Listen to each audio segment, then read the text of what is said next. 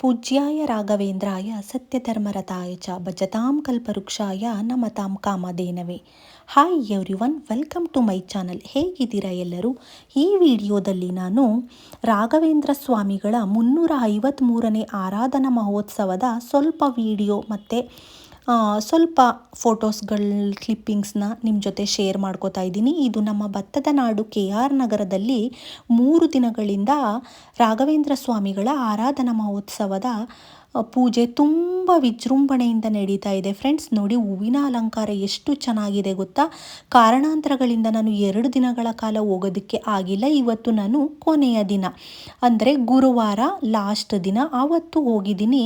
ನೋಡಿ ಫ್ರೆಂಡ್ಸ್, ಈ ಜಂಗುಳಿ ಎಷ್ಟೊಂದು ಜನ ತುಂಬಿಕೊಂಡಿದ್ದಾರೆ ಅಂದರೆ ದೇವ್ರನ್ನ ನಾವು ನೋಡೋದಕ್ಕೆ ಆಗ್ತಿಲ್ಲ. ಫ್ರೆಂಡ್ಸ್, ನಾನು ಹೋಗಿದ್ದಂಥದ್ದು 1:00 ಅಷ್ಟರೊಳಗಡೆ, 1:30 ಅಷ್ಟರೊಳಗಡೆ ಮಹಾಮಂಗಳಾರತಿ ಇತ್ತು.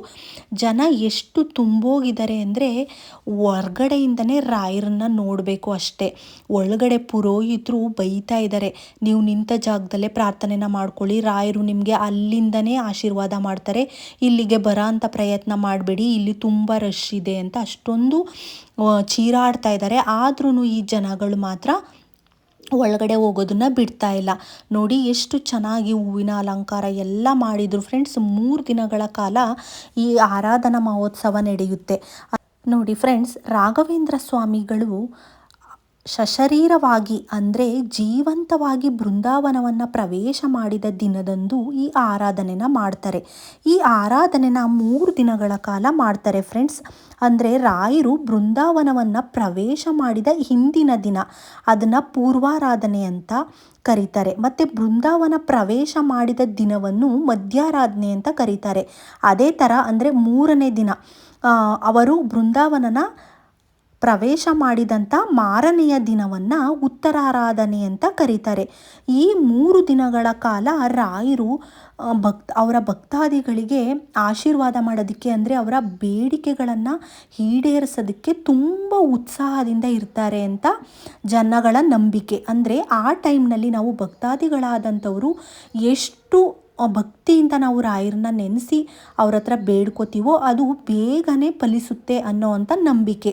ಅದರಿಂದ ಈ 3 ದಿನಗಳ ಕಾಲ ಆರಾಧನೆಯನ್ನು ಮಾಡ್ತಾರೆ. ಫ್ರೆಂಡ್ಸ್ ನೋಡಿ, ಅಲ್ಲಿ ತುಂಬಾ ಜನಜಂಗುಳಿ ಇದ್ದಿದ್ದರಿಂದ ಮಹಾಮಂಗಳಾರತಿ ಇನ್ನೂ ಸ್ವಲ್ಪ ಟೈಮ್ ಆಗುತ್ತೆ ಅಂತ ನಾವಿಲ್ಲಿ ಅದರ ಹಿಂಭಾಗದಲ್ಲೇ ಕೃಷ್ಣನ ದೇವಸ್ಥಾನ ಇದೆ, ಕೃಷ್ಣ ಮಂದಿರದ ಹತ್ರ, ಅಲ್ಲಿಗೆ ಬಂದ್ವಿ.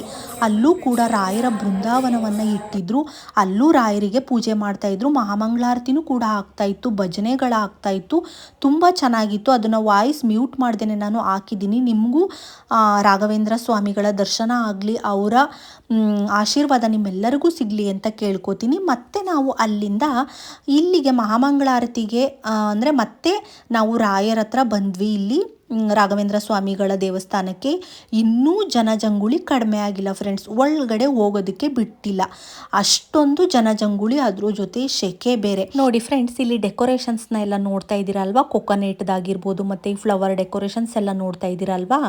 ಇದನ್ನು ಮಾಡಿರೋ ಅಂಥವ್ರು ಮಧು ಮಾದೇಶ್ ಅಂತ. ಇವ್ರದ್ದು ಶ್ರೀ ಸಾಯಿ ಈವೆಂಟ್ಸ್ ಅಂತ ಇನ್ಸ್ಟಾಗ್ರಾಮಲ್ಲಿ ಒಂದು ಪೇಜ್ ಇದೆ. ಇವರ ಇನ್ನೊಂದು ಅಕೌಂಟ್ ಮಧು ಮಾದೇಶ್ ಅಂತ ಇದೆ. ನೋಡಿ, ಇವರು KR ನಗರದ ಸುತ್ತಮುತ್ತ ಯಾವುದೇ ಟೆಂಪಲ್ಗಳಿಗಾದ್ರೂ ಈ ಥರ ಫ್ಲವರ್ ಡೆಕೋರೇಷನ್ಸ್ನ ತುಂಬಾ ಚೆನ್ನಾಗಿ ಮಾಡ್ತಾರೆ. ನೀವು ಇನ್ಸ್ಟಾಗ್ರಾಮ್ನಲ್ಲಿ ಹೋಗಿ ಮಧು ಮಾದೇಶ್ ಅಥವಾ ಶ್ರೀ ಸಾಯಿ ಈವೆಂಟ್ಸ್ ಅನ್ನೋ ಪೇಜನ್ನ ನೀವು ಫಾಲೋ ಮಾಡಿದ್ರೆ ಇವರು ಮಾಡಿರೋ ಅಂಥ ವರ್ಕ್ಸು ನಿಮಗೆ ಗೊತ್ತಾಗುತ್ತೆ. ನೋಡಿ, ಈ ಫ್ಲವರ್ ಡೆಕೋರೇಷನ್ಸ್ ಆಗಿರ್ಬೋದು ಎಲ್ಲನೂ ಇವರೇ ಮಾಡಿರೋದು. 3 ಡೇಸಿಂದ ಈ ಆರಾಧನಾ ಮಹೋತ್ಸವಕ್ಕೆ ಪೂರ್ತಿಯಾಗಿ ಕಂಪ್ಲೀಟಾಗಿ ಇವ್ರ ಟೀಮೇ ವರ್ಕ್ ಮಾಡಿರೋಂಥದ್ದು. ತುಂಬಾ ಚೆನ್ನಾಗಿ ಮಾಡ್ತಾರೆ. ನಾನು ಇದು ಯಾವುದೇ ರೀತಿಯಾದ ಸ್ಪಾನ್ಸರ್ಡ್ ವಿಡಿಯೋ ಅಲ್ಲ ಅಥವಾ ಪ್ರಮೋಷನ್ ವಿಡಿಯೋ ಅಲ್ಲ, ನಾನು ಜೆನ್ಯೂನ್ ಆಗಿ ಹೇಳ್ತಿರೋದು. ಇವರು ವರ್ಕ್ನ ನಾನು ತುಂಬ ಹತ್ತಿರದಿಂದ ನೋಡಿದ್ದೀನಿ. ನಾನು ಲಾಸ್ಟ್ ವಿಡಿಯೋದಲ್ಲಿ ವರಮಹಾಲಕ್ಷ್ಮಿ ಹಬ್ಬದ ಲಾಗಲ್ಲಿ ಹಾಕಿದ್ದೀನಿ. ಒಬ್ಬರು ಭಾನು ಅಕ್ಕ ಅನ್ನೋವ್ರ ಮನೆಯಲ್ಲಿ ಮಾಡಿರೋ ಅಂಥ ಡೆಕೋರೇಷನ್ಸ್ನು ಕೂಡ ನಾನು ಹಾಕಿದ್ದೀನಿ. ಅದು ಇವರೇ ಮಾಡಿರೋ ಅಂಥದ್ದು.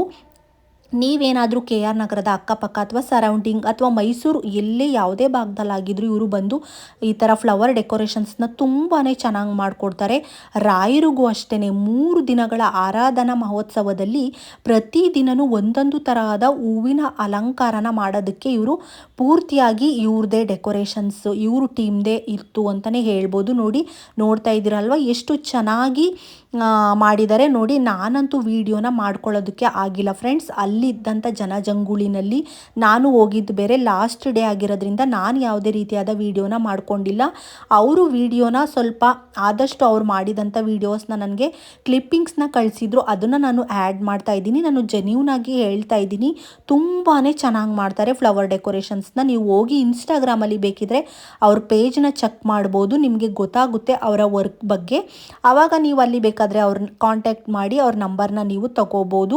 ಈ ವಿಡಿಯೋ ಹೇಗನ್ನಿಸ್ತು ಅಂತ ನಿಮ್ಮ ಅನಿಸಿಕೆ ಅಭಿಪ್ರಾಯಗಳನ್ನ ನನಗೆ ಕಾಮೆಂಟ್ ಬಾಕ್ಸಲ್ಲಿ ಕಾಮೆಂಟ್ ಮಾಡಿ ಫ್ರೆಂಡ್ಸ್.